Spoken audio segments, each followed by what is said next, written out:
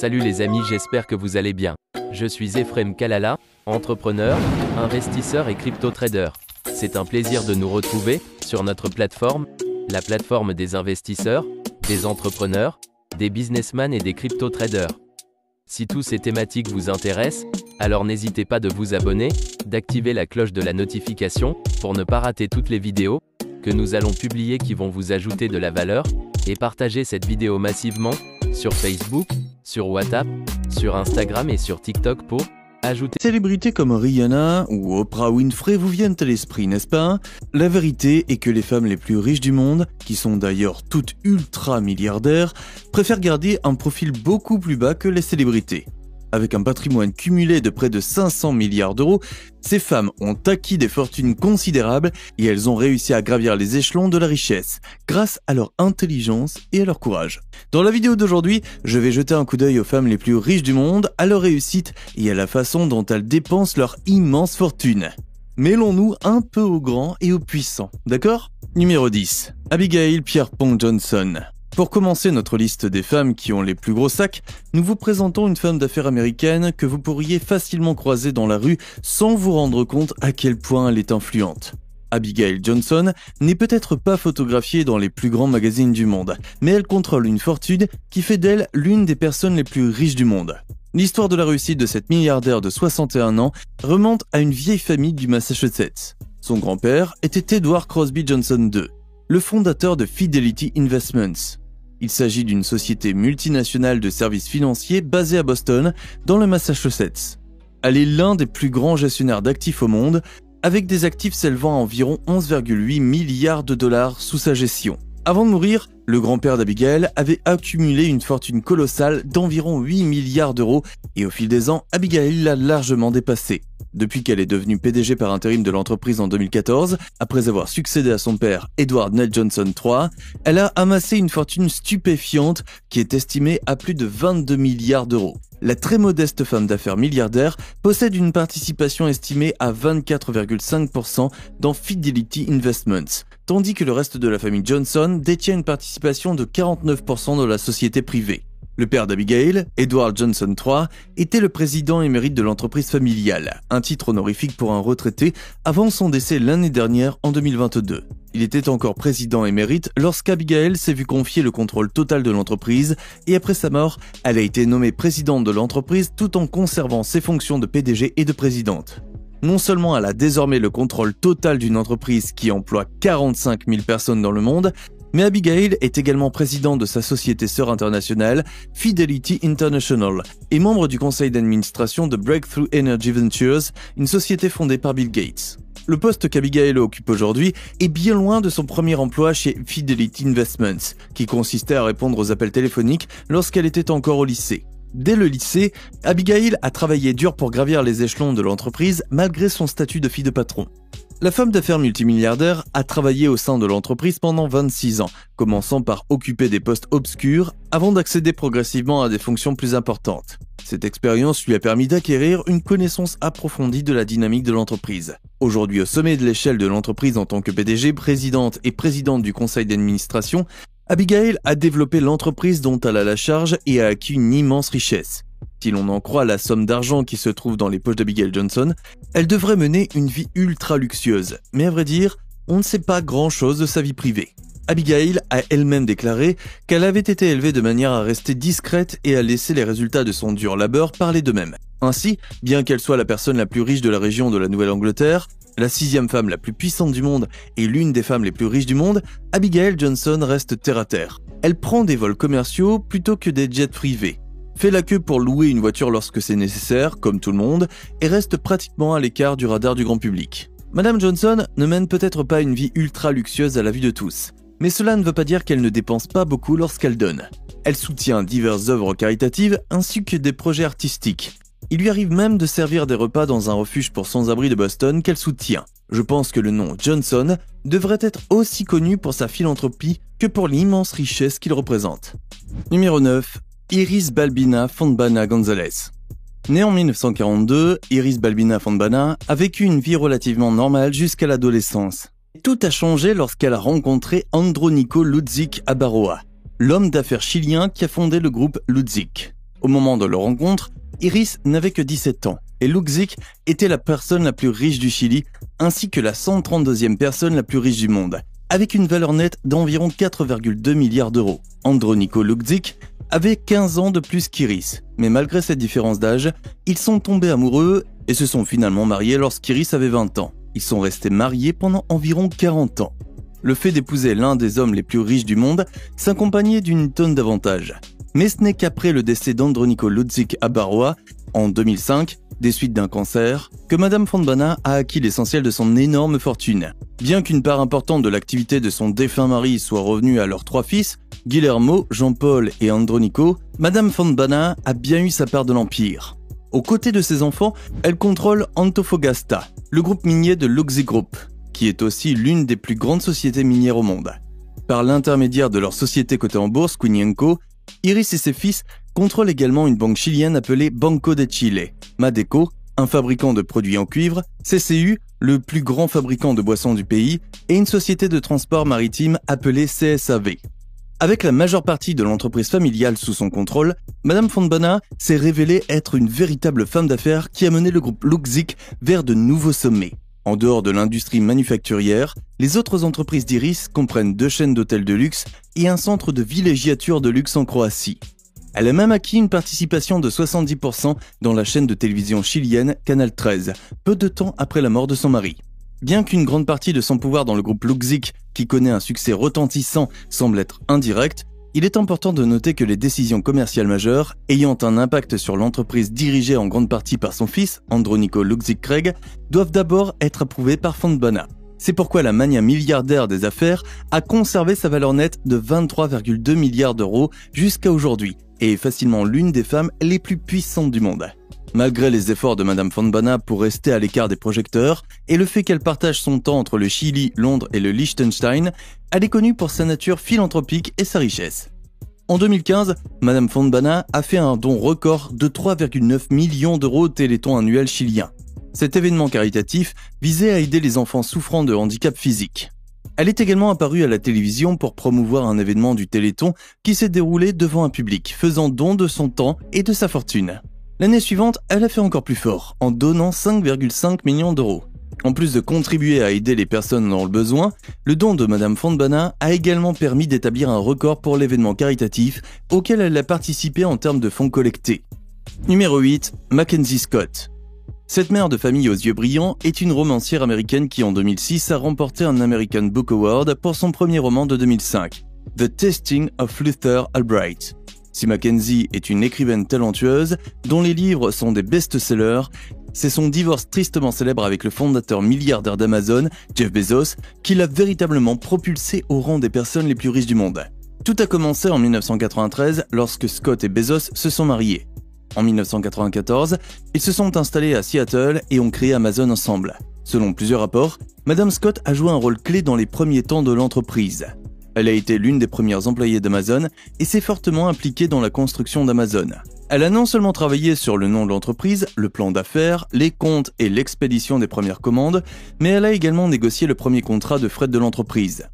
Vers 1996, lorsque les choses ont commencé à s'améliorer, Scott s'est moins impliqué dans l'entreprise familiale en plein essor, préférant se consacrer à sa famille et à sa carrière littéraire. Bien qu'elle ait choisi de rester à l'écart des projecteurs pendant toutes ces années, Madame Scott détenait une participation de 4% dans Amazon jusqu'à son divorce d'avec Jeff Bezos. Le divorce de 2019, qui a fait l'objet d'une publicité excessive, a laissé Scott avec 35,6 milliards d'euros d'actions Amazon, tandis que son désormais ancien mari a conservé 75% des actions Amazon du couple. Grâce à cette décision, elle est devenue la 3e femme la plus riche du monde et l'une des personnes les plus riches au total au cours de la même année. En juillet 2020, Madame Scott a été classée 22e personne la plus riche du monde par Forbes, avec une valeur nette estimée à 36 milliards d'euros, et en septembre 2020, elle a été désignée comme la femme la plus riche du monde. En décembre de la même année, sa valeur nette était estimée à 62 milliards d'euros, soit le montant le plus élevé jamais atteint par une femme à l'époque. Tout n'a pas été rose, cependant, car l'explosion de la valeur nette de Madame Scott s'est accompagnée d'un nombre impressionnant de réactions négatives. Après son divorce d'avec Jeff, Madame Scott a changé son nom de Mackenzie Bezos en Mackenzie Scott, le nouveau nom de famille étant dérivé de son deuxième prénom. En mai 2019, Peu après avoir annoncé les conditions de son divorce sur les médias sociaux, Mackenzie a signé le Giving Pledge et a promis de donner au moins la moitié de sa fortune tout au long de sa vie. Fidèle à ses paroles, entre juillet 2020 et novembre 2022, Madame Scott aurait fait don de 14,4 milliards à près de 1600 organisations à but non lucratif. Elle a déjà versé 5,8 milliards d'euros en dons de bienfaisance en 2020, l'une des plus importantes distributions annuelles d'un particulier à des organismes de bienfaisance. Elle a fait don de 2,7 milliards d'euros supplémentaires en 2021 et a continué à faire des dons importants à de bonnes causes dans le monde entier. La prédilection de Madame Mackenzie pour les dons à des œuvres caritatives a entamé son compte en banque, ce qui explique que sa valeur nette actuelle soit tombée à 25,3 milliards d'euros, alors qu'elle était au plus haut. Numéro 7. Susan Anna Ursula Clayton. La suivante est Susan Anna Ursula Clayton, une héritière milliardaire allemande. Elle est la fille de Herbert Kant et de sa troisième épouse, Johanna. Le fait d'être née dans l'une des familles les plus influentes d'Allemagne a donné à Susan une avance dans la vie dont beaucoup ne peuvent que rêver. À l'époque, la famille Kant a sauvé de la faillite le célèbre constructeur automobile BMW et en a tiré des bénéfices considérables. Des bénéfices qui se sont répercutés sur plusieurs générations. Susan est née à Bad Homburg, en Allemagne de l'Ouest, et à sa majorité, elle a obtenu un diplôme en finance d'entreprise. Après avoir obtenu son diplôme, Susan a travaillé quelques années dans une agence de publicité à Francfort avant de choisir de poursuivre ses études à l'université de Buckingham. Elle a également obtenu un MBA en publicité à l'IMD Business School de Lausanne. Avec son portefeuille étincelant, Susan, qui était déjà connue comme une femme d'affaires en herbe, a acquis une expérience professionnelle supplémentaire en travaillant à Londres avec la Dresdner Bank. Elle a également travaillé avec la succursale munichoise du cabinet du conseil en gestion Mackenzie et compagnie, et avec la banque Bankhaus Reuschel & Co. S'il est vrai que Susan s'est fait un nom grâce à son travail acharné et à sa détermination, son ascension n'a eu lieu qu'après la mort de son père. Après le décès d'Herbert Kant, Susan a hérité de sa participation de 50,1% dans l'entreprise de fabrication de produits pharmaceutiques et chimiques Altana. Elle acquiert ainsi le statut de milliardaire. Son défunt père lui a également légué une participation de 12,50% dans le constructeur automobile BMW, qui est passé à 19,2% après le décès de sa mère en 2015. Avec son frère, Stefan Kant, qui possède près de 24% du constructeur automobile, Susan a été nommée au conseil de surveillance de BMW en 1997. Grâce à sa position au sein du conseil de surveillance d'Altana et à son expérience d'économiste, Madame Clayton a contribué à transformer Altana en une entreprise de classe mondiale. Cette transformation a valu à l'entreprise de figurer sur la liste des 30 meilleures entreprises du DAX allemand. Aujourd'hui, l'héritière milliardaire est l'unique propriétaire d'Altana, dont le chiffre d'affaires annuel s'élèverait à plus de 2,5 milliards d'euros. Elle détient également des participations dans Entrust et le groupe SGL, ce qui porte son patrimoine à un peu moins de 28 milliards d'euros. Il suffit d'une recherche sur Google pour connaître la valeur nette de Susan, mais elle s'efforce de garder sa vie privée à l'écart des médias. Ce que nous savons en revanche, c'est qu'elle a rencontré son mari, Jan Clayton, alors qu'elle effectuait un stage chez BMW. Il semblerait qu'à l'époque où ils ont fait connaissance, Susan se faisait appeler Kant au lieu de son vrai nom. Bien sûr, elle a révélé la vérité plus tard, mais qui n'aime pas une bonne histoire d'amour. Le couple s'est marié en 1990 à Kitzbühel, a vécu à Munich et s'est séparé en 2018. Clayton a eu 3 enfants avec son ex-mari et n'est plus d'humeur à retrouver l'amour depuis sa dernière brève histoire d'amour qui s'est soldée par un gros scandale de chantage. Numéro 6. Georgina alias Gino Hope Reinhardt. Georgina Reinhardt est non seulement l'une des femmes les plus riches du monde, mais aussi la citoyenne australienne la plus riche. Gina a bâti son immense fortune en tant que magnat de l'industrie minière australienne, femme d'affaires et bien sûr héritière. L'héritière australienne est présidente exécutive de Hancock Prospecting, une société privée d'exploration et d'extraction minière fondée par son père.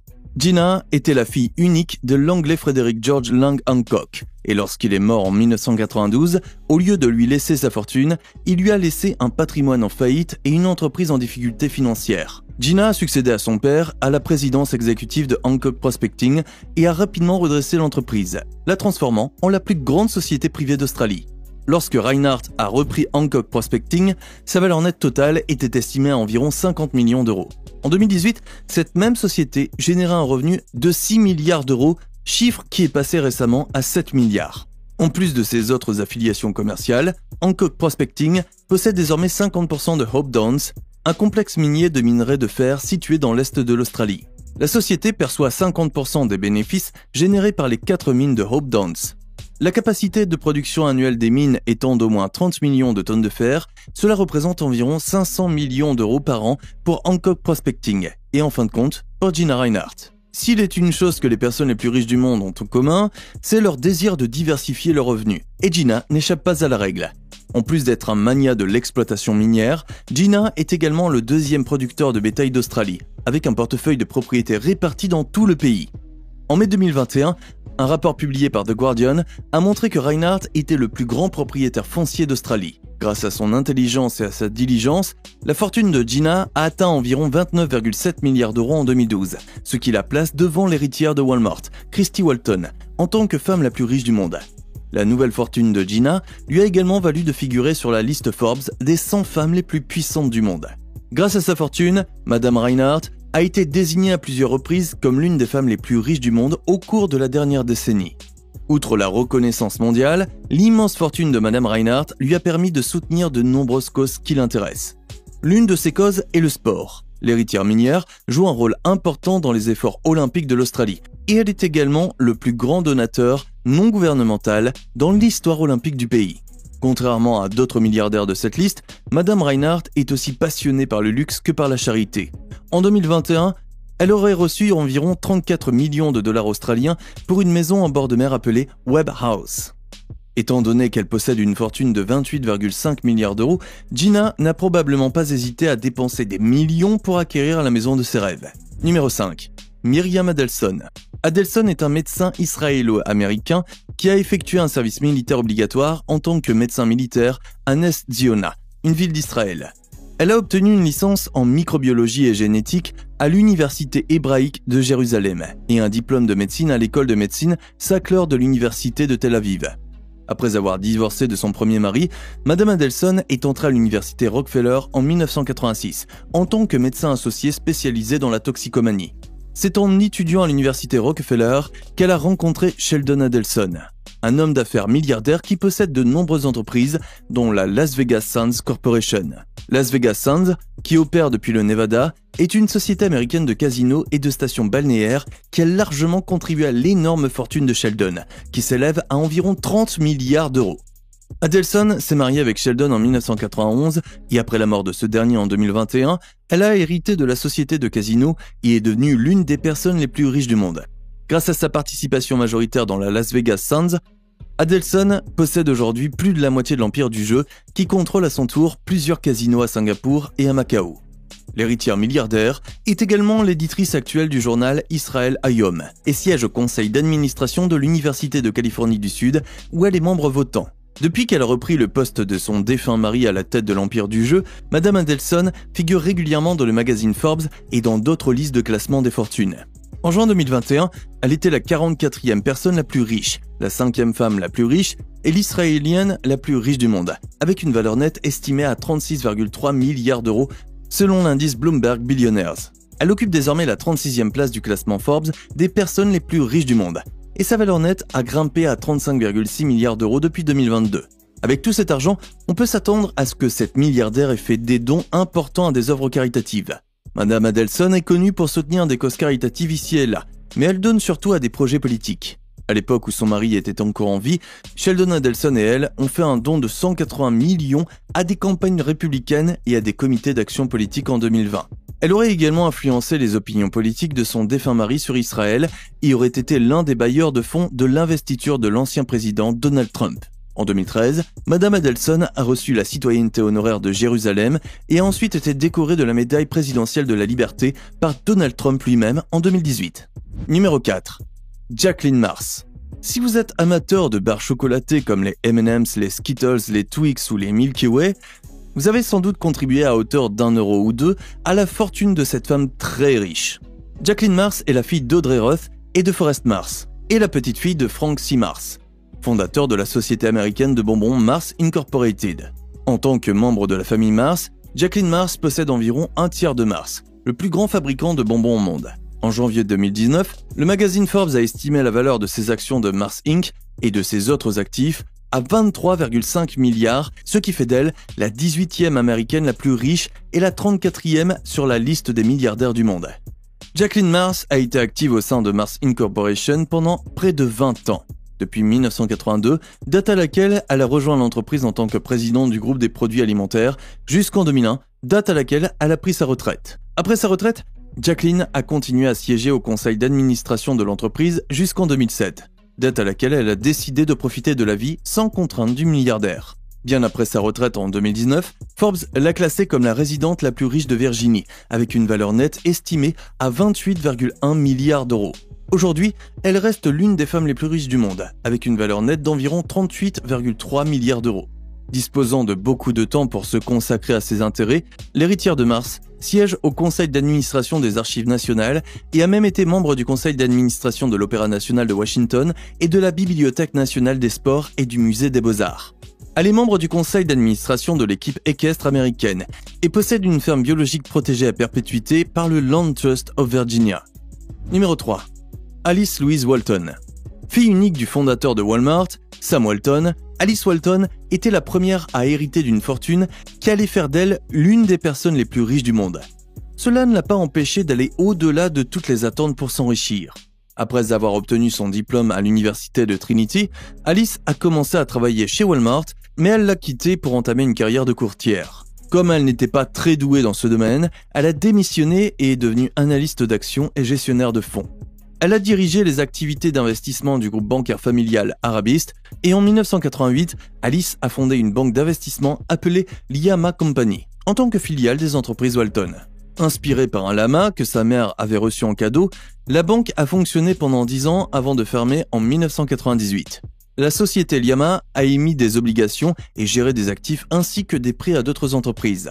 En tant que présidente du conseil et PDG de la banque, Alice est rapidement devenue la première personne à présider le conseil du nord-ouest de l'Arkansas et a joué un rôle majeur dans le développement de l'aéroport régional du nord-ouest de l'Arkansas, qui a ouvert ses portes en 1998. C'est cette même année que l'entreprise de Liamas a fermé ses portes et qu'elle a démissionné de la haute finance pour passer du temps à profiter de sa famille et de ses chevaux.